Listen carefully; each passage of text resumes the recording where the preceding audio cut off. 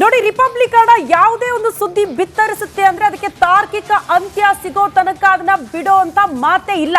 ಈ ಹಿಂದೆ ಪವಿತ್ರ ಜೀವಜಲ ತುಂಗಿಯ ಉಳಿವಿಗಾಗಿ ದೊಡ್ಡ ಮಟ್ಟದ ಅಭಿಯಾನ ಮಾಡಿದ್ವಿ. ದೊಡ್ಡ ಮಟ್ಟದಲ್ಲಿ ಸುದ್ದಿ ಆಯ್ತು, ಸದನದಲ್ಲೂ ಕೂಡ ಸದ್ದು ಮಾಡಿತು. ಆ ನಂತರ ಅದರ ಬಿಗ್ ಇಂಪ್ಯಾಕ್ಟ್ ಕೂಡ ಆಯ್ತು. ಅದರ ಬೆನ್ನಿಗೆ ಕಾವೇರಿಗಾಗಿ ದೊಡ್ಡ ಮಟ್ಟದ ಅಭಿಯಾನವನ್ನ ನಿಮ್ಮ ರಿಪಬ್ಲಿಕನ್ ಕೈಗೆತ್ತಿಕೊಂಡಿದೆ. ಕಾವೇರಿ ಉಳಿವಿಗಾಗಿ ನಾವೆಲ್ಲರೂ ಕೂಡ ಜವಾಬ್ದಾರಿಯುತಂದ ನಡೆದುಕೊಳ್ಳಲೇಬೇಕಾದಂತ ಅನಿವಾರ್ಯತೆ, ಧ್ವನಿ ಎತ್ತಲೇಬೇಕಾದಂತ ಅನಿವಾರ್ಯತೆ. ಪವಿತ್ರ ನದಿ ಕಾವೇರಿಯ ಒಡಲಿಗೆ ಏನೇನ್ ಸೇರ್ತಿದೆ ಗೊತ್ತಾ? ಕಾವೇರಮ್ಮನ ಉಳಿವಿಗಾಗಿ ರಿಪಬ್ಲಿಕನ್ ಮೆಗಾ ಅಭಿಯಾನ. ನದಿಯ ನೀರಿನ ಪರೀಕ್ಷಾ ವರದಿಯಲ್ಲಿದೆ ಆಘಾತಕಾರಿ ಅಂಶ. ಪ್ರತಿ ತಿಂಗಳು ನಡೆಸುವ ಪರೀಕ್ಷೆಯಲ್ಲಿ ಅಪಾಯ ಗೋಚರವಾಗಿದೆ. ಲ್ಯಾಬ್ ರಿಪೋರ್ಟ್ ನಲ್ಲಿದೆ ಊಹೆ ಮಾಡೋದಕ್ಕೆ ಆಗದೇ ಇರುವಂತಹ ವಿಚಾರ. ರಿಪಬ್ಲಿಕನ್ ಬಳಿ ಇದೆ ಪರೀಕ್ಷಾ ವರದಿ.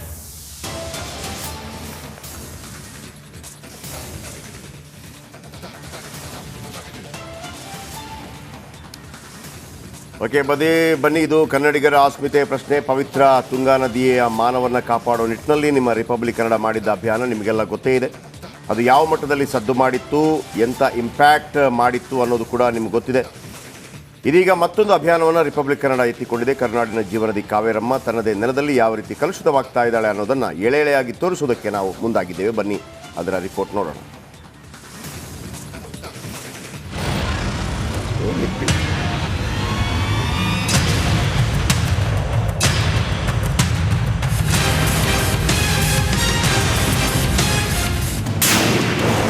ನವರಲ್ಲಿಯೇ ಕಾವೇರಿ ಸಂಪೂರ್ಣ ಮಲಿನ. ಸ್ಥಳೀಯರು ಪ್ರವಾಸಿಗರಿಂದ ನದಿ ಕಲುಷಿತ. 8 ಸಿಎಂಗಳಿಗೆ ಮನವಿ ಕೊಟ್ಟರೂ ಫಲವಿಲ್ಲ. ಉತ್ತರ ಭಾರತದಲ್ಲಿ ಗಂಗೆ ಹೇಗೆ ಪವಿತ್ರವೋ ದಕ್ಷಿಣ ಭಾರತದಲ್ಲಿ ಕಾವೇರಿ ಅಷ್ಟೇ ಪವಿತ್ರ. ಕೋಟ್ಯಾಂತರ ಜನರ ಅನ್ನದೇವತೆ, ಕನ್ನಡ ನಾಡಿನ ಜೀವನದಿ. ಅಷ್ಟೇ ಯಾಕೆ, ಕೊಡಗಿನ ಕುಲದೇವತೆ ಕಾವೇರಿ ಈಗ ಸಂಪೂರ್ಣ ಮಲಿನವಾಗುತ್ತಿದ್ದಾಳೆ. ಕೊಡಗು ಜಿಲ್ಲೆಯ ತಲಕಾವೇರಿಯಲ್ಲಿ ಉಗಮವಾಗುವ ಕಾವೇರಿ ನಂತರ ಕಾಣಿಸಿಕೊಳ್ಳುವುದು ಭಾಗಮಂಡಲ ತ್ರಿವೇಣಿ ಸಂಗಮದಲ್ಲಿ. ಭಾಗಮಂಡಲದಿಂದ ಕೊಡಗಿನ ಹೆಬ್ಬಾಗಿಲು ಕುಶಾಲನಗರ ದಾಟಿ ಮುಂದೆ ಸಾಗಿ ಮೈಸೂರು ಜಿಲ್ಲೆಯತ್ತ ಕಾವೇರಿ ಹರಿಯುತ್ತಾಳೆ. ಭಾಗಮಂಡಲದ ತ್ರಿವೇಣಿ ಸಂಗಮದಲ್ಲಿ ಸಿಗುವಂತಹ ಶುದ್ಧ ನೀರು ಮುಂದೆ ಹೋದಂತೆ ಮಾಯವಾಗುತ್ತಿದೆ.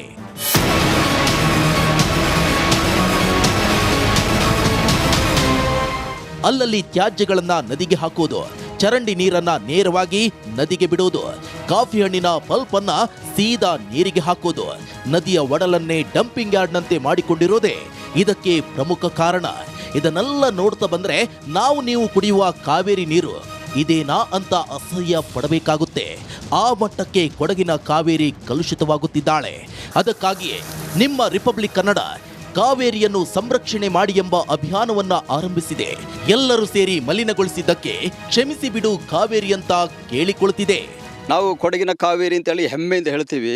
ನಾವು ಎಲ್ಲರಿಗೂ ಅಷ್ಟೇ, ನಾವು ಕೊಡಗಿನವರು, ಕೊಡಗಿನ ಕಾವೇರಿ ಹುಟ್ಟಿದ ಊರವರು ಅಂತ ಹೆಮ್ಮೆಯಿಂದ ಹೇಳ್ತೀವಿ. ನಮ್ಮ ಕಾವೇರಿ ನೋಡೋದಕ್ಕೆ ನಮಗೆ ಬೇಜಾರಾಗುತ್ತೆ. ಇಲ್ಲಿ ಉಸ್ತುವಾರಿ ಸಚಿವರು ಬಂದಿದ್ದರು, ಆವಾಗ ಸಹ ಆ ವಿಡಿಯೋ ಎಲ್ಲ ಮಾಡಿ ಕೊಟ್ಟಿದ್ದೆ. ಇಲ್ಲ, ಜವಾಬ್ದಾರಿ ಇಲ್ಲ, ಸುಮ್ಮನೆ ಎಲ್ಲ ನಾಟಕ, ಒಂಥರ ಏನು ಶೋ ಮಾಡ್ತಾರೆ, ಜನರನ್ನ ಶೋ ಮಾಡೋದಷ್ಟೇ. ಅವರಿಗೆ ಪ್ರತಿಬದ್ಧತೆ ಇದ್ದರೆ 2018-19ರಲ್ಲಿ 18 ಸೆಂಟ್ ಜಾಗ ಲೋಕೋಪಯೋಗಿ ಇಲಾಖೆಯಲ್ಲಿ ಕಸದ ವ್ಯವಸ್ಥೆಗೆ ಮಾಡಿದ್ದಾರೆ.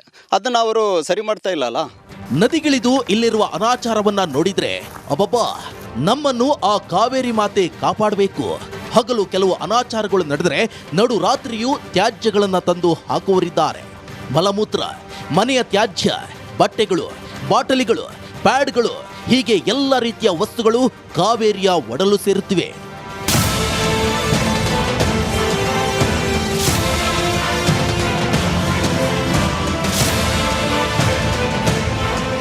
ನೀವೇ ಇಲ್ಲಿ ನೋಡಿ, ಪಟ್ಟಣದ ಚರಂಡಿ ನೀರು ಹೇಗ್ ಬಂದು ನದಿ ಪಾಲಾಗುತ್ತಿದೆ.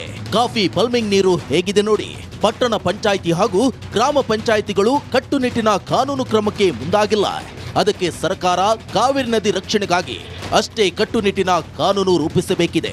ಇದರ ಜೊತೆಗೆ ಕೇಂದ್ರ ಸರ್ಕಾರ ಕೂಡ ಗಂಗಾ ನದಿಗೆ ಕೊಡುವ ಪ್ರಾಮುಖ್ಯತೆಯನ್ನ ಕಾವೇರಿಗೂ ಕೊಡಬೇಕಿದೆ.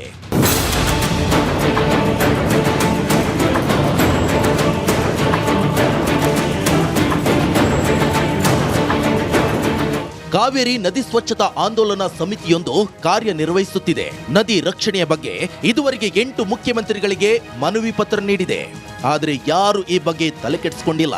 ಇನ್ನು ಕುಶಾಲನಗರದಲ್ಲಿ ಪ್ರತಿ ತಿಂಗಳು ಕಾವೇರಿ ಆರತಿ ಕಾರ್ಯಕ್ರಮ ನಡೆಸಲಾಗುತ್ತದೆ. ಇದಕ್ಕಾಗಿ ಕಾವೇರಿ ಮಹಾ ಆರತಿ ಬೆಳಗವೂ ಇದೆ. ಇದುವರೆಗೆ ಒಟ್ಟು 155 ಬಾರಿ ಕಾವೇರಿ ಆರತಿ ನಡೆದಿದೆ. ಆರತಿ ಎತ್ತುವ ಜಾಗದಲ್ಲಿಯೂ ಕೂಡ ಕಾವೇರಿ ಸಂಪೂರ್ಣವಾಗಿ ಮಲಿನವಾಗಿದ್ದಾಳೆ. ಪರಿಸ್ಥಿತಿ ಹೀಗಿದ್ದ ಮೇಲೆ ಉಳಿದ ಕಡೆಗಳಲ್ಲಿ ಹೇಗಿರುತ್ತೆ ಅಂತ ನೀವೇ ಊಹಿಸಿ. ನಾವು ನಮ್ಮ ನಂಬಿಕೆ ಪ್ರಕಾರ ಕಾವೇರಿ ಮಾತೆ ನಮ್ಮನ್ನು ಸಂರಕ್ಷಣೆ ಮಾಡ್ತಾರೆ ಅಂತ ನಮ್ಮ ಒಂದು ನಂಬಿಕೆ. ಇವತ್ತು ಏನಾಗಿದೆ, ಆ ಕಾವೇರಿ ಮಾತೆನ ನಾವು ಸಂರಕ್ಷಣೆ ಮಾಡುವಂಥ ಪರಿಸ್ಥಿತಿಗೆ ನಾವು ತಂದಿಟ್ಟಿದ್ದೀವಿ. ಅಂದರೆ ಯಾವ ಮಟ್ಟಕ್ಕೆ ಅದು ಒಂಥರ ಹೋಗಿರ್ಬೋದು ಅಂತ ಲೆಕ್ಕ ಹಾಕೊಳ್ಳಿ. ಇವತ್ತು ನೀರಿನ ಗುಣಮಟ್ಟ ಒಟ್ಟಾರೆ ಎ ಇಂದ ಬಿ ಸಿ ಡಿ ಗೆ ಹೋಗ್ತಾ ಇದೆ. ಬೇಸಿಗೆ ಬಂದಾಗ ಕಲುಷಿತ ನೀರಿಂದೇ ಪ್ರಮಾಣ ಜಾಸ್ತಿ ಹರಿತಾ ಇದೆ. ಇದಕ್ಕೆ ಜಿಲ್ಲಾಡಳಿತ ಹಾಗೆ ಸರ್ಕಾರ ಯೋಜನೆ ರೂಪಿಸಲೇಬೇಕಾಗುತ್ತೆ.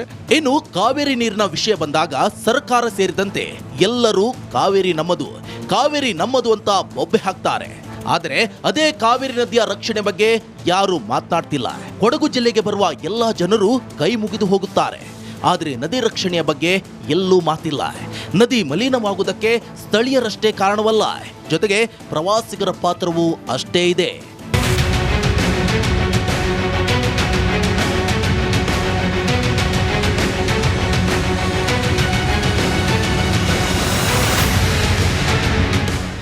ಭಾಗಮಂಡಲದಿಂದ ಕೊಡಗಿನ ಗಡಿಯವರೆಗೆ ಒಟ್ಟು 23 ಗ್ರಾಮ ಪಂಚಾಯಿತಿಗಳ ವ್ಯಾಪ್ತಿಯಲ್ಲಿ ಕಾವೇರಿ ನದಿ ಹರಿಯುತ್ತದೆ. ಈ ಭಾಗದಲ್ಲಿ ಸ್ವಚ್ಛ ಭಾರತ್ ಮಿಷನ್ ಮೂಲಕ ನದಿಗೆ ತ್ಯಾಜ್ಯ ಹೋಗುವ ಜಾಗವನ್ನ ಗುರುತು ಮಾಡಲಾಗುತ್ತಿದೆ.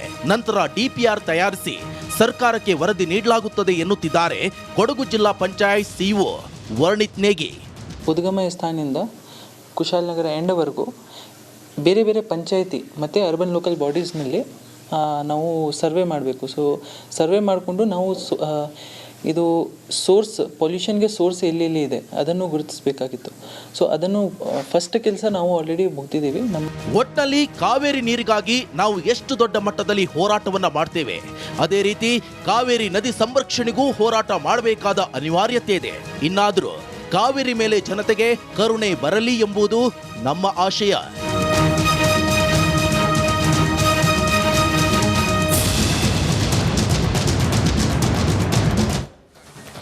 ಕಾವೇರಿ ನಮ್ದು ಅಂತ ಹೋರಾಟ ಮಾಡಿದ್ವಿ, ಪ್ರತಿಭಟನೆ ಮಾಡಿದ್ವಿ. ಈಗ ಕಾವೇರಿ ನದಿ ನೀರು ಉಗಮವಾಗುವ ಸ್ಥಳದಲ್ಲೇ ಕಾವೇರಿ ನೀರು ಕಲುಷಿತ ಆಗ್ತಾ ಇರೋದು. ಅದೇ ನೀರನ್ನ ದಿನ ನಾವು ಕುಡಿಯೋದು. ಹಾಗಾಗಿ ಒಂದು ಕಡೆ ಇನ್ನೊಬ್ರು ಕಾವೇರಿ ಕಾಲಿಂಗ್ ಅಂತೇಳಿ ಏನೆಲ್ಲ ಮಾಡಿದ್ರು. ಹೌದು, ಅದು ಎಲ್ಲೋ ದೇವರಣೆ ಗೊತ್ತಿಲ್ಲ. ಏನ್ ಮಾಡ್ತೀರಪ್ಪ ನೀವು? ಮಾಡೋದಿದ್ರೆ ಕಾವೇರಿ ಕಾಲಿಂಗ್ ಅಂತ ಅಂದ್ಬಿಟ್ಟು ದುಡ್ಡು ಕಲೆಕ್ಷನ್ ಎಲ್ಲ ಆಯ್ತು, ಏನಾದರೂ ಒಂದು ಆಗಬೇಕಲ್ಲ. ಈಗ ನೋಡಿ, ಬೆಂಗಳೂರಿಗೆ ಬರ್ತಾ ಇರುವಂಥ ಕಾವೇರಿ ನೀರಿದೆಯಲ್ಲ, ನೀವು ಕುಡಿಯುವಂಥ ನೀರು, ಅದು ಶುದ್ಧ ಕುಡಿಯೋ ನೀರಲ್ಲ, ಎ ಗ್ರೇಡ್ ನೀರಲ್ಲ, ಅದು ಬಿ ಗ್ರೇಡ್ ನೀರಾಗಿದೆ. ಹಾಗಾಗಿ ನೀವೆಲ್ಲ ಈ ಭಾಗದಲ್ಲಿ ಎಲ್ಲೆಲ್ಲಿ ನೀವು ನೀರು ಕುಡಿತೀರೋ ಬೆಂಗಳೂರಿನಲ್ಲಿ, ನೀವು ಶುದ್ಧ ಕುಡಿಯೋ ನೀರು ಕುಡಿತಾ ಇಲ್ಲ. ಕಾವೇರಿಯನ್ನು ನಾವು ಉಳಿಸ್ಕೊಳ್ಳದೇ ಇದ್ರೆ ಮತ್ತೊಂದು ವೃಷಭಾವತಿ ಆಗುತ್ತೆ. ಯಾವನಿಗೆ ಹೇಳೋದು? ಕಾವೇರಿ ನದಿ ನೀರು ಬಿಡಬೇಡಿ ಅಂತೇಳಿ ತಮಿಳುನಾಡು ವಿರುದ್ಧ ಫೈಟ್ ಮಾಡಿದರೆ ಕಾವೇರಿ ನೀರು ಕ್ಲೀನ್ ಆಗಿಬಿಡತ್ತಾ? ವೃಷಭಾವತಿಯನ್ನು ಯಾಕೆ ಉಳಿಸ್ಕೊಳ್ಳಿಲ್ಲ? ಆಮೇಲೆ ಕಾಮನ್ ಸೆನ್ಸ್ ನಮಗೆ ಬೇಕು. ನಾನು ಹೇಳಿದ್ನಲ್ವಾ, ಅಲ್ಲಿ ಡೆಲ್ಲಿಯಲ್ಲಿ ಯಾವ ರೀತಿ ಪೊಲ್ಯೂಟ್ ಆಗಿದೆ ಗಾಳಿ ಅಂತಂದರೆ, ನೀವು ಮೂಗಿಗೆ ಇದು ಹಾಕ್ಕೊಂಡು ಮಲಗಿರಬೇಕು. ಆಮೇಲೆ ಮನೆಗಳಲ್ಲಿ ಹೆಂಗೆ AC ಇಡ್ತೀವೋ ಅಂತ ಕ್ಲೀನಿಂಗ್ ಮಿಷಿನ್ ಇಟ್ಟಿರ್ತಾರೆ, 4-5 ಮಿಷಿನ್ ಇಟ್ಟಿರ್ತಾರೆ. ಅದು ಬಿಟ್ಟು ನಾವು ಕಬ್ಬನ್ ಪಾರ್ಕ್ನಲ್ಲಿ 10 ಅಂತಸ್ತಿನ ಕಟ್ಟಡ ಕಟ್ಟಿಸ್ತೇವೆ. ಎಂಥವರ ಕೈಗೆ ನಾವು ಏನು ಅಧಿಕಾರವನ್ನು ಕೊಡ್ತೀವಿ, ಆಡಳಿತವನ್ನು ಕೊಡ್ತೀವಿ. ನಾನು ಈಗ ಕಾಂಗ್ರೆಸ್ ಇದೆ ಹಂಗೆ ಹೇಳ್ತಾ ಇರೋದಲ್ಲ. ಕಳೆದ 20-25 ವರ್ಷದಿಂದ ನಾವು ಹಂಗೆ ಮಾಡ್ತಾ ಇದ್ದೀವಿ. ಒಂದು ಆಲೋಚನೆ, ಒಂದು ಪ್ರೀತಿ, ಒಂದು ನಿಮಗೆ ಉತ್ತರ ಪ್ರದೇಶದಲ್ಲಿ ಬೇರೆ ಬೇರೆ ರಾಜ್ಯಗಳ ಬೇರೆ ಬೇರೆ ಮುಖ್ಯಮಂತ್ರಿಗಳು ಬರ್ತಾರೆ. ಮಾಯಾವತಿ ಬಂದರು, ಅಖಿಲೇಶ್ ಯಾದವ್ ಬಂದರು, ಯೋಗಿ ಆದಿತ್ಯನಾಥ್ ಬಂದರು, ಚೇಂಜ್ ಆಗ್ತಾ ಇರುತ್ತೆ. ಆದರೆ ಪ್ರತಿ ಸಲ ಬಂದವರು ಕೂಡ ಡೆಲ್ಲಿಗೆ ಒಂದು ರೋಡ್ ಮಾಡ್ತಾ ಇರ್ತಾರೆ. ಒಬ್ರು ಈ ಕಡೆಯಿಂದ ರೋಡು, ಒಬ್ರು ಆ ಕಡೆಯಿಂದ ರೋಡು, ಮತ್ತೊಂದು ಕಡೆ. ನಿಮಗೆ ಎಷ್ಟು ಹತ್ತಿರ ಆಗಿಬಿಟ್ಟಿದೆ ಡೆಲ್ಲಿ ಅಂತಂದರೆ, ನೀವೇನಾದರೂ ಅಭಿವೃದ್ಧಿ ಮಾಡಬೇಕಲ್ಲ. ರಾಜಕೀಯ ಮಾಡ್ತಾರೆ, ಅದು ಬೇರೆ ವಿಚಾರ. ಹಾಗಂತ ನಮಗೆ ಹೋಲಿಸಿದ್ರೆ ಬಡ ರಾಜ್ಯ. ನಾವು ಇಷ್ಟೆಲ್ಲ ಇದ್ದು ಕೂಡ, ನಮ್ಮಲ್ಲಿ ಇಷ್ಟೆಲ್ಲ ಸಂಪದ್ಭರಿತವಾದಂಥ ವಿಚಾರಗಳಿದ್ದ ನಂತರ ಕೂಡ ಜಸ್ಟ್ ಉಳಿಸ್ಕೊಳ್ರಪ್ಪ, ಅದಾಗ್ತಾ ಇಲ್ಲ. ಜಸ್ಟ್ ಉಳಿಸ್ಕೊಳ್ಳಿ. ಕಬ್ಬನ್ ಪಾರ್ಕ್ ನಮಗಿದೆ, ಉಳಿಸ್ಕೊಳ್ಳಿ. ಅಥವಾ ಇಲ್ಲಿ ಬೆಂಗಳೂರಲ್ಲಿ 1 ಕೋಟಿ ಜನಸಂಖ್ಯೆ ಇದೆ. ಮುಂದಿನ ದಿನಮಾನಗಳಲ್ಲಿ ಒಳ್ಳೆ ಗಾಳಿ ಸಿಗಬೇಕು ಅಂತಂದರೆ ಸುತ್ತಮುತ್ತ ಒಂದು 100 ಎಕರೆಯಲ್ಲಿ ಮರ ಬೆಳೆಸಿ. ಆಮೇಲೆ ಈಗ ವೀಕ್ಷಕರೇ, ನೀವು ಕಾವೇರಿ ನದಿ ನೀರನ್ನು ಕುಡಿತಾ ಇದ್ದೀರಿ, ಎಲ್ಲಿಂದ ಬರ್ತಾ ಇದೆ, ಆ ಬರ್ತಿರುವಂಥ ನೀರಿದೆಯಲ್ಲ ಯಾವ ರೀತಿ ಕಲುಷಿತವಾಗಿ ಬರ್ತಾ ಇದೆ, ಬನ್ನಿ ಇದರ ಬಗ್ಗೆ ಇನ್ನಷ್ಟು ಹೆಚ್ಚಿನ ಮಾಹಿತಿಯನ್ನು ಕೊಡ್ತಾರೆ ನಮ್ಮ ಸಹೋದ್ಯೋಗಿ ರಂಜಿತ್ ಸ್ಪಾಟ್ ಅಲ್ಲೇ ಇದ್ದಾರೆ. ಮತ್ತೊಂದು ಕಡೆ ನಮ್ಮ ಪ್ರತಿನಿಧಿ ಅನುಕಾರ್ಯಪ್ಪ ಕೂಡ ಇದ್ದಾರೆ. ಈ ಬಗ್ಗೆ ವರದಿ ಮಾಡಿದ್ರು, ಆ ರಿಪೋರ್ಟ್ ನೋಡಿದ್ರು, ಆತಂಕ ವ್ಯಕ್ತಪಡಿಸಿದ್ರು, ಸುದ್ದಿ ಮಾಡಲೇಬೇಕು, ಅದರ ಉಳಿವಿಗಾಗಿ ಧ್ವನಿ ಎತ್ತಲೇಬೇಕು ಅಂತ. ಏನೊಂದು ಲೆಟರ್ ಇದೆ ಅಲ್ಲ ರಂಜಿತ್, ಏನದು ಲೆಟರ್?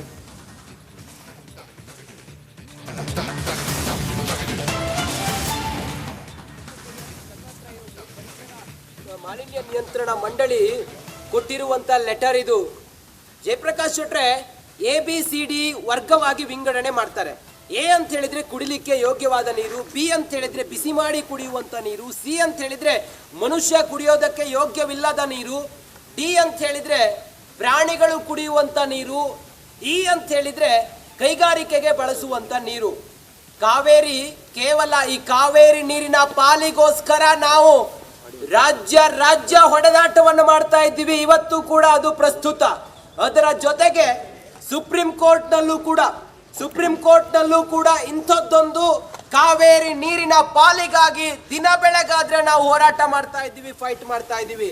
ಆದ್ರೆ ಕಾವೇರಿಯ ತವರಿನಲ್ಲಿ ಆ ಕಾವೇರಿಯ ನೀರು ಏನಾಗಿದೆ ಅಂತ ಹೇಳಿದ್ರೆ, ತಲಕಾವೇರಿಯಲ್ಲಿ ಈ ಕಾವೇರಿ ನೀರನ್ನ ಕುಡಿಲಿಕ್ಕೆ ಯೋಗ್ಯ ಇಲ್ಲ. ಕಾವೇರಿ ನೀರು ಎಲ್ಲಿ ಉಗಮ ಆಗುತ್ತೆ, ಕಾವೇರಮ್ಮ ಎಲ್ಲಿ ಹುಟ್ಟುತ್ತಾಳೋ ಅಲ್ಲಿ ಈ ನೀರು ಕುಡಿಯೋದಕ್ಕೆ ಯೋಗ್ಯ ಇಲ್ಲ ಅಂತ ಹೇಳಿದ್ರೆ ಎಂತ ದುರ್ದೈವ. ಬೆಂಗಳೂರಿನ ಜನ ಕುಡಿತಾರೆ, ಮಂಡ್ಯ ಮೈಸೂರಿನ ಜನ ಇದೇ ನೀರನ್ನು ಕುಡಿತಾರೆ. ಜಯಪ್ರಕಾಶ್ ಶೆಟ್ರೆ, ನನ್ನ ಕೈಯಲ್ಲಿರುವಂತ ಈ ರಿಪೋರ್ಟ್ ನಾವು ವಿತ್ ಡಾಕ್ಯುಮೆಂಟ್ ಏನ್ ತೋರಿಸ್ತಾ ಇದೀವಲ್ಲ ನೋಡಿ, ನಮ್ಮ ಕ್ಯಾಮರಾಮನ್ ಜಾಕಿ ಇದನ್ನ ಪ್ಯಾನ್ ಮಾಡಿ ತೋರಿಸ್ಬೇಕು. ಇದು ಕಾವೇರಿ ನೀರು ಹೇಗಿದೆ, ಎಷ್ಟು ಪ್ರಮಾಣದಲ್ಲಿ ಕೆಮಿಕಲ್ ಮಿಶ್ರಿತ ಆಗಿದೆ, ಯಾವ ಶ್ರೇಣಿಯಲ್ಲಿದೆ ಅನ್ನೋದು, ಯಾವ ಜಾಗದಲ್ಲಿ ಯಾವ ಶ್ರೇಣಿಯಲ್ಲಿದೆ ಅನ್ನೋದ್ರ ವಿತ್ ಡಾಕ್ಯುಮೆಂಟ್ ರಿಪಬ್ಲಿಕ್ ಕನ್ನಡ ನಿಮ್ಮ ಮುಂದೆ ತೋರಿಸ್ತಾ ಇದೆ. ಇದು ನೋಡಿ, ಈ ಕಾವೇರಿ ನದಿಗೋಸ್ಕರ, ಈ ಕಾವೇರಿ ನದಿ ನೀರಿನ ಪಾಲಿಗೋಸ್ಕರ ಹೋರಾಟ ಮಾಡೋರು ಇದ್ರ ಬಗ್ಗೆ ಯೋಚನೆ ಮಾಡಬೇಕು. ಜಯಪ್ರಕಾಶ್ ಶೆಟ್ರೆ, ನಾನು ತೋರಿಸ್ತೀನಿ ನೋಡಿ, ಈ ಕಾವೇರಿ ನೀರು ಎಷ್ಟು ಮಲಿನ ಆಗಿದೆ ಅಂತ ಹೇಳಿದ್ರೆ, ಈ ಕಾವೇರಿ ನೀರು ಎಷ್ಟು ಕೊಳಕಾಗಿದೆ ಅಂತ ಹೇಳಿದ್ರೆ, ಇದರಿಂದ ಬರುವಂತ ಕಾರ್ಖಾನೆಗಳಿಂದ ಬರುವಂತ ಈ ಕಾವೇರಿ ನೋಡಿ. ಜಯಪ್ರಕಾಶ್ ಶೆಟ್ರೆ, ಈ ನೀರನ್ನ ಕುಡಿಲಿಕ್ಕೆ ಸಾಧ್ಯ ಇದೆಯಾ? ಜಯಪ್ರಕಾಶ್ ಶೆಟ್ರೆ, ಇದು ಅರಿಶಿನ ಬಣ್ಣಕ್ಕೆ ತಿರುಗಿದೆ. ಈ ಜಾಗದಲ್ಲಿ ಮಾತ್ರ ಇದು ಹೀಗಿದೆ, ಮುಂದುವರೆದ್ರೆ ಕಪ್ಪು ಬಣ್ಣಕ್ಕೆ ತಿರುಗುತ್ತೆ, ನೀಲಿ ಬಣ್ಣಕ್ಕೆ ತಿರುಗಿದೆ. ಅದರ ಜೊತೆಗೆ ಹಸಿರು ಬಣ್ಣವೂ ಕೂಡ ಆಗಿರೋದನ್ನ ನಾವು ಗಮನಿಸ್ತಾ ಇದ್ದೀವಿ.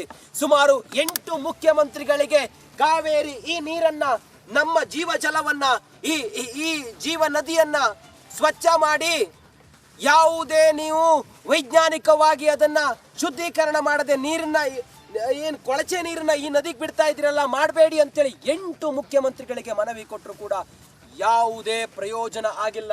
ಕಾವೇರಮ್ಮ ಹರಿದು ಬಂದು 802 ಕಿಲೋಮೀಟರ್ವರೆಗೂ ಕೂಡ ಹೋಗಿ ಬಂಗಾಳ ಕೊಲ್ಲಿಯನ್ನ ಸೇರ್ತಾಳಲ್ಲ, ಅಲ್ಲಿವರೆಗೂ ಕೂಡ ಈ ನೀರೇನು ಹರಿಯುತ್ತಲ್ವಾ, ಅದರ ಉಗಮದ ಜಾಗದಲ್ಲಿ ನಾವಿದ್ದೀವಿ.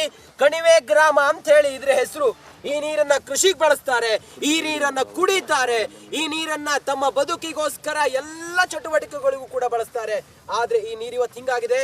ನಾನು ತೋರಿಸಿದ್ನಲ್ಲ ಆ ಡಾಕ್ಯುಮೆಂಟ್ ನ ಮಾಹಿತಿ ಮತ್ತೆ ಟೆಕ್ನಿಕಲ್ ಆಗಿ ಏನಾಗಿದೆ, ಇಲ್ಲಿವರೆಗೂ ಕೂಡ ನಡೆದಂತ ಹೋರಾಟಗಳು ಯಾವುದು, ಅದೆಲ್ಲದರ ಕುರಿತಾಗಿ ತಜ್ಞರು ಮತ್ತೆ ಕಾವೇರಿ ಸ್ವಚ್ಛತಾ ಸಮಿತಿಯ ರಾಜ್ಯಾಧ್ಯಕ್ಷರು ನನ್ನ ಜೊತೆಲಿ ಚಂದ್ರಮೋಹನ್ ಅವರಿದ್ದಾರೆ. ಚಂದ್ರಮೋಹನ್ ಸರ್, ಬನ್ನಿ ಸರ್, ತಮ್ಮ ಹೋರಾಟ ಹೆಂಗಿತ್ತು? ಇವತ್ತಿನ ಈ ದುಸ್ಥಿತಿಯನ್ನು ನೋಡಿದ್ರೆ, ಆ ಸಪ್ತ ಮಾತೃಕೆಯ ಪರಮ ಪವಿತ್ರವಾದಂತ ದಕ್ಷಿಣದ ಗಂಗೆಯ ಸ್ಥಿತಿ ನೋಡಿದ್ರೆ ಹೊಟ್ಟೆ ಉರಿಯುತ್ತೆ ಸರ್. ಸರ್ ನಮಸ್ಕಾರ. ವಿಶೇಷವಾಗಿ ನಾನು ಹೇಳೋದಾದ್ರೆ, ಇವತ್ತು ಕಾವೇರಿಯ ಈ ಸಂರಕ್ಷಣೆ ಕೂಗು ಪೂರ್ಣವಾಗಿ ಕ್ಷೀಣಗೊಂಡಿದೆ. ಇದು ತಮ್ಮ ಮೂಲಕ, ರಿಪಬ್ಲಿಕ್ ಕನ್ನಡ ವಾಹಿನಿ ಮೂಲಕ ಇವತ್ತು ರಾಜ್ಯದ ದೊರೆಗಳಿಗೆ ಒಂದು ಮಾಹಿತಿ ದೊರೆಯೋದು ನನಗೆ ತುಂಬಾ ಖುಷಿ ಆಗ್ತಾ ಇದೆ. ಯಾಕಂದ್ರೆ ನಾವು ಮಾಡಿದ ಹೋರಾಟ ಗಡಿ ದಾಟಿ ಹೋಗುದಿಲ್ಲ. ಒಟ್ಟಾರೆ ಯಾಕಂದ್ರೆ ಇವತ್ತು ನಾವು ತೀರ್ಥ ಅಂತ ಬಳಸ್ತೀವಿ, ಕಾವೇರಿ ತೀರ್ಥೋದ್ಭವ ದಿವಸ ತೀರ್ಥ ಅಂತ ಬಳಸ್ಕೊಳ್ತೀವಿ. ಅಲ್ಲ, ತೀರ್ಥ ಅಂತ ಅಲ್ಲಿ ಕೊಡ್ತಾರೆ ಆ ಒಂದು ದಿವಸ. ಆದರೆ ಸ್ವಲ್ಪ 2 ಕಿಲೋಮೀಟರ್ ಕೆಳಗಡೆ ಬಂದಾಗ ಕಾವೇರಿ ನದಿ ಭಾಗಮಂಡಲದಲ್ಲಿ ನಾವು ನದಿ ನೀರನ್ನ ನೇರವಾಗಿ ಬಳಸಲಿಕ್ಕೆ ಆಗ್ತಾ ಇಲ್ಲ. ಅಲ್ಲಿ ನಾವು ಬೇರೆ ಈ ಬಾಟಲ್ ನೀರು 10 ರೂಪಾಯಿ 20 ರೂಪಾಯಿ ಕೊಟ್ಬಿಟ್ಟು ಬಳಸುವಂತ ಪರಿಸ್ಥಿತಿಗೆ ನಾವು ಬಂದು ಪಕ್ಕದಲ್ಲಿ ನಿಂತ್ಕೊಂಡು ಫಿಲ್ಟರ್ ನೀರನ್ನು ನಾವು ಕುಡಿತೀವಿ. ಅಂತ ದುರ್ದೈವ ನೋಡಿ. ಜಯಪ್ರಕಾಶ್ ಶೆಟ್ರೆ, ಈ ಹಿಂದೆ ಕೆಲವು ವರ್ಷದ ಹಿಂದೆ ಇದೇ ನೀರನ್ನ ಬೊಗಸೆಯಲ್ಲಿ ಹೀಗೆ ಕುಡಿತಾ ಇದ್ರಂತೆ. ಆದ್ರೆ ಈಗ ಇಲ್ಲಿ ನಿಂತ್ರೆ ಕೈ ಉರಿ ಬರುತ್ತೆ, ಈ ನೀರನ್ನು ಸ್ಪರ್ಶಿಸಿದ್ರೆ ಕೈ ಉರಿ ಬರುತ್ತೆ. ಪಕ್ಕದಲ್ಲಿ ನಾವು ಫಿಲ್ಟರ್ ನೀರು ಕುಡಿಬೇಕು ಸರ್? ನಾವು ಈ ಬಗ್ಗೆ ಕಳೆದ 15 ವರ್ಷಗಳಿಂದ ನಿರಂತರವಾಗಿ ಒಂದು ಹೋರಾಟ ಅಭಿಯಾನ, ಜನರಿಗೆ ಮಾಹಿತಿ ಕೊಡೋದು, ಸರ್ಕಾರಕ್ಕೆ ಮಾಹಿತಿ ಕೊಡೋದು, ಯಾವ ಮಟ್ಟದವರೆಗೆ ಹೋಗಿದ್ದೇವೆ ಅಂದರೆ ಇಲ್ಲಿ ಕೇಂದ್ರ ಸರ್ಕಾರಕ್ಕೆ ನಮ್ಮಲ್ಲಿ ನಮ್ಮ ಸಂಚಾಲಕರಿದ್ದಾರೆ, ರಾಜ್ಯ ಸಂಚಾಲಕರು ಇನ್ನೊಬ್ರು ಇದ್ದಾರೆ, ಅವರು ತಮಿಳುನಾಡು ಮತ್ತು ಕರ್ನಾಟಕದ ಭಾಗದ ನೋಡ್ಕೊಳ್ತಾರೆ. ಅವರು ಭಾನುಪ್ರಕಾಶ್ ಶರ್ಮಾ ಅಂತ ಶಾಶ್ವತಿ ಕೇಂದ್ರದ ಮುಖ್ಯಸ್ಥರು, ಅವರು ಧಾರ್ಮಿಕ ಕೇಂದ್ರ, ಅವರ ಆ ಪ್ರಕಾರ ನಾವು ಏನು ಮಾಡ್ತೇವೆ, ಅವರ ಸೂಚನೆ ಪ್ರಕಾರ ಮತ್ತೆ ಸಾಧು ಸಂತರುಗಳು ಕೂಡ ಈ ಥರ ಇರಬೇಕು. ಕಾವೇರಿ ಸ್ವಚ್ಛವಾಗಿ ಹರಿಯುವ ಪ್ರದೇಶದಿಂದ ಪೂಂಪಾರ ತನಕ ಸ್ವಚ್ಛವಾಗಿ ಹರಿಬೇಕು ಅನ್ನೋದು ಅವರ ಒಂದು ಗುರಿ. ಆ ನಿಟ್ಟಿನಲ್ಲಿ ನಮ್ಮದೊಂದು ಪ್ರಯತ್ನ ನಾವು ಅವ್ರ ಜೊತೆಗೆ ಸೇರಿಕೊಂಡು ಇವತ್ತು ಏನಾಗಿದೆ ಅಂದರೆ ಆ್ಯಕ್ಷನ್ ಪ್ಲ್ಯಾನ್ ಅಂತ ನಾವೇ ಕೊಟ್ಟೆವು ನಮ್ಮ ಈ ಜಿಲ್ಲಾಡಳಿತಕ್ಕೆ. ಯಾಕೆಂದರೆ ಯಾವುದೇ ಇದರಲ್ಲಿ ನಮ್ಮ ತ್ಯಾಜ್ಯ ವಿಲೇವಾರಿ ಘಟಕ ಇಲ್ಲದೆ ನೇರವಾಗಿ ನದಿಗೆ ಯಾವುದೇ ತ್ಯಾಜ್ಯ ಸೇರಬಾರ್ದು, ಅದು ನಾವು ಮಾಡಬೇಕಾಗಿದ್ದು. ಇವತ್ತು ಎಲ್ಲ ಕಮರ್ಷಿಯಲ್ ಅಂದರೆ ವಾಣಿಜ್ಯ ಕಟ್ಟಡಗಳಿಂದ ನೇರವಾಗಿದೆ. ಯಾವ ಮಟ್ಟದವರೆಗಿದೆ ಅಂದರೆ ನಮಗೆ ಕೊಡಗಿನಲ್ಲಿ ವೀಕೆಂಡ್ ಅಂದರೆ 1 ಲಕ್ಷ ಜನ ಬರ್ತಾರೆ ಪ್ರವಾಸಿಗರು, ಅವರು ಎಲ್ಲ ತ್ಯಾಜ್ಯಗಳು ಕೂಡ ಕಾವೇರಿ ಓಡಲು ಸೇರುತ್ತದೆ, ಆಗುವುದಿಲ್ಲ. ಇದು ನಮ್ಮ ಸಮಸ್ಯೆ. ಅದಕ್ಕೆ ವೈಜ್ಞಾನಿಕವಾಗಿ ಇದನ್ನು ವಿಲೇವಾರಿ ಮಾಡುವಂಥ ಕೆಲಸ ಆಗಬೇಕಾಗುತ್ತೆ. ಮತ್ತು ಸಿವೇಜ್ ಟ್ರೀಟ್ಮೆಂಟ್ ಪ್ರತಿಯೊಂದು ಘಟಕದ ತ್ಯಾಜ್ಯ ವಿಲೇವಾರಿ ಘಟಕ ಆಗಬೇಕಾಗುತ್ತೆ. ಜಯಪ್ರಕಾಶ್ ಶೆಟ್ರೆ, ಇದು ಇಲ್ಲಿನ ಚಿತ್ರಣ. ಈ ಸ್ಥಿತಿಯನ್ನು ನೋಡಿದರೆ ಬಹಳ ನೋವಾಗುತ್ತೆ. ನಮ್ಮ ಕಾವೇರಿ ತಾಯಿಯನ್ನು ನಾವಿವತ್ತು ಹೇಗೆಲ್ಲ ಕಲುಷಿತ ಮಾಡ್ತಿದ್ದೀವಿ ಅಂತ ಹೇಳಿದ್ರೆ ಬಹಳ ನೋವಾಗುತ್ತೆ. ಅದರ ಜೊತೆಗೆ ನಾವು ಇವತ್ತು ಗ್ಯಾರಂಟಿಗಳ ಕಾಲದಲ್ಲಿದ್ದೀವಿ, ಆದರೆ ಕುಡಿಯೋ ನೀರು, ಸ್ವಚ್ಛವಾದಂಥ ಗಾಳಿ, ಇದ್ಯಾವುದೂ ಕೂಡ ಕೊಡುವಂಥ ಗ್ಯಾರಂಟಿ ನಿಮಗಿಲ್ಲ. ಅದು ಇವತ್ತು ಬಹಳವಾದಂಥ ವಿಚಾರ. ಅದ್ರ ಜೊತೆಗೆ ನಾವು ನೋಡ್ತಾ ಹೋದರೆ ಈ ಉಸ್ತುವಾರಿ ಸಚಿವರಾಗಲಿ, ಮಾನ್ಯ ಮಂತ್ರಿಗಳಾಗಲಿ, ಮಾನ್ಯ ಶಾಸಕರಾಗಿ ಒಂದು ನೈತಿಕತೆಯನ್ನು ತೋರಿಸಲಿಲ್ಲ. ಈ ಮಣ್ಣಿನವರಾಗಿದ್ದು ಕಾವೇರಿ ನೀರಿನ ಒಡಲನ್ನು ಕಲುಷಿತ ಮಾಡಿ ಇವತ್ತು ಚಂದ ನೋಡ್ತಾ ಇದ್ದಾರೆ ಇವರು. ಇದನ್ನು ನೋಡಿ ಜನರಿಗೆ ವಿಷಪ್ರಾಶನ ಇವರೇ ಮಾಡ್ತಿದ್ದಾರೆ. Jayaprakash Shetty, thank you. ಎಸ್ ವೀಕ್ಷಕರೇ, ಇದು ಕಾವೇರಿ ಬಗೆಗಿನ ನಮ್ಮ ಅಭಿಯಾನ. ಕ್ಷಮಿಸು ಕಾವೇರಿ ಯಾವ ರೀತಿ ಕಲುಷಿತವಾಗ್ತಾ ಇದೆ. ಬಿ ಗ್ರೇಡ್ ನೀರನ್ನು ನಾವು ಕುಡಿತಾ ಇದ್ದೀವಿ. ಕಾವೇರಿ ನೀರನ್ನು ಕೂಡ ಕುದಿಸಿ ಕುಡಿಬೇಕಾದಂಥ ಪರಿಸ್ಥಿತಿ ಬಂದೊದಗಿದೆ. ನಾವು ಎಚ್ಚೆತ್ತುಕೊಳ್ಳದೇ ಇದ್ದರೆ ಮತ್ತೊಂದು ವೃಷಭಾವತಿ ಆಗುತ್ತೆ. ಆಯಿತು, ಆ ನೀರು ಅಲ್ಲಿಗೆ ಬಂತಾ, KRSಗೆ ಬರುತ್ತಾ, KRSನಿಂದ ಎಲ್ಲ ಕಡೆ ನೀರು ಹೋಗುತ್ತಾ, ಆ KRSನ ಸುತ್ತಮುತ್ತ ಎಲ್ಲೂ ಕೂಡ 20 ಕಿಲೋಮೀಟ್ರಲ್ಲಿ ಗಣಿಗಾರಿಕೆ ಮಾಡಬಾರ್ದು ಅಂತ ಒಂದು ಆದೇಶ ಇದೆ.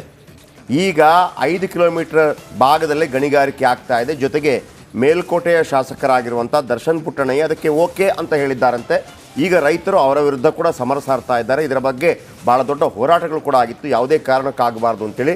ಇಲ್ಲಿ ನಮಗೆ ಯಾರು BJP, ಕಾಂಗ್ರೆಸ್ಸು, JDS, ಮಗದೊಂದು ಒಕ್ಕಲಿಗರು, ಮತ್ತೊಬ್ಬರು ಲಿಂಗಾಯತರು, ನಮಗೆ ಯಾರು ಬುದ್ಧಿ ಹೇಳುವಂಥ ಅಗತ್ಯ ಇಲ್ಲ.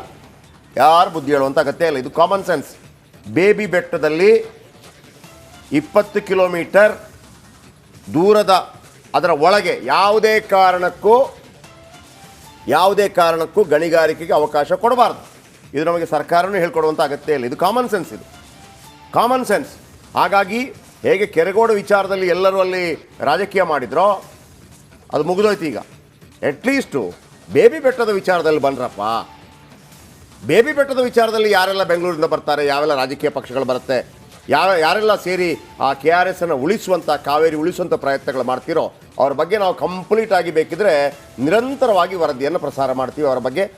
ಯಾಕಂದರೆ ಕರ್ನಾಟಕ ರಕ್ಷಣಾ ವೇದಿಕೆ ಕಾವೇರಿ ನೀರಿಗಾಗಿ ಹೋರಾಟ ಮಾಡಿದಾಗ ರಿಪಬ್ಲಿಕ್ ಕನ್ನಡದಷ್ಟು ಅದನ್ನು ಕವರೇಜ್ ಮಾಡಿದವರು ಬೇರೆ ಯಾರೂ ಇಲ್ಲ. ಯಾಕಂದರೆ ಅದು ನಮ್ಮ ನೀರಿನ ಪ್ರಶ್ನೆ. ನಮಗೆ ಆಂತರಿಕವಾಗಿ 1000 ಸಮಸ್ಯೆಗಳಿರ್ಬೋದು, ಅದು ನಾವು ಪರಿಹಾರ ಮಾಡ್ಕೋತೀವಿ. ಹಾಗೆಯೇ ಕಾಂಗ್ರೆಸ್ಸೋ BJP ಮಗದೊಂದೋ ಆಂತರಿಕವಾಗಿ ಬೇರೆ ಇರ್ಬೋದು. ಆದರೆ ಬೇಬಿ ಬೆಟ್ಟದಲ್ಲಿ ಯಾವುದೇ ಕಾರಣಕ್ಕೂ ಸ್ಫೋಟ ಆಗಬಾರ್ದು, ಗಣಿಗಾರಿಕೆ ಆಗಬಾರ್ದು, ಅದರ ಪರವಾಗಿ ನಿಲ್ಲಬೇಕು, ಮಾಡದಂತೆ ನಿಲ್ಲಬೇಕು. ಒಂದು ವೇಳೆ ದರ್ಶನ್ ಪುಟ್ಟಣಯ್ಯ ಅದಕ್ಕೆ ಓಕೆ ಅಂದಿದ್ರೆ ಈ ಕ್ಷಣಕ್ಕೆ ಅದನ್ನು ವಾಪಸ್ ತಗೊಂಡು ನೀವು ಸಾರಿ ಕೂಡ ಕೇಳಬೇಕು. ಅದಕ್ಕೆ ನಿಮ್ಮನ್ನು ಗೆಲ್ಲಿಸಿರೋದು ಅಲ್ಲಿಯ ನೀರಿನ ಜನ, ಆ ನೀರು ಕುಡಿದಿರುವಂಥ ಜನ. ಆಮೇಲೆ ನಿಮ್ಮ ತಂದೆಯವರಿಗೆ ಭಾಳ ದೊಡ್ಡದಾದಂಥ ಒಂದು ಗೌರವ ಇದೆ, ಅದನ್ನು ಉಳಿಸ್ಕೊಳ್ಳಿ. ದರ್ಶನ್ ಪುಟ್ಟಣಯ್ಯ ಅವರೇ, ನಿಮ್ಮ ಕೆಪಾಸಿಟಿಯಿಂದ ನೀವು ಗೆದ್ದಿದ್ದಲ್ಲ. ಕಾಂಗ್ರೆಸ್ಸಲ್ಲಿ ಕ್ಯಾಂಡಿಡೇಟ್ ಹಾಕಿಲ್ಲ, ನೀವು ಪುಟ್ಟಣ್ಣಯ್ಯ ಅವರ ಮಗ ಅನ್ನೋ ಕಾರಣಕ್ಕಾಗಿ. ಹಾಗಾಗಿ ಅಮೇರಿಕಕ್ಕೆ ಹೋಗಿ ಬರ್ತಾ ಇದ್ದೀರಿ, ಅದರ ಬಗ್ಗೆ ನಾವು ಟೀಕೆ ಟಿಪ್ಪಣಿ ಮಾಡೋದಿಲ್ಲ. ಆದರೆ ಕಾವೇರಿ ವಿಚಾರದಲ್ಲಿ ನೀವೇನಾದರೂ ಅಲ್ಲಿ ಗಣಿಗಾರಿಕೆಗೆ ಅವಕಾಶ ಮಾಡಿಕೊಡೋದಕ್ಕೆ ಓಕೆ ಅಂತಂದರೆ ಜನ ನಿಮ್ಮ ವಿರುದ್ಧ ತಿರುಗಿ ಬೀಳ್ತಾರೆ. ಅದಕ್ಕಿಂತ ಮೊದಲು ಎಚ್ಚೆತ್ತುಕೊಳ್ಳಿ. ಅದರ ಬಗ್ಗೆ ಹೇಳ್ತೀನಿ ಒಂದು ಬ್ರೇಕ್ ಆದ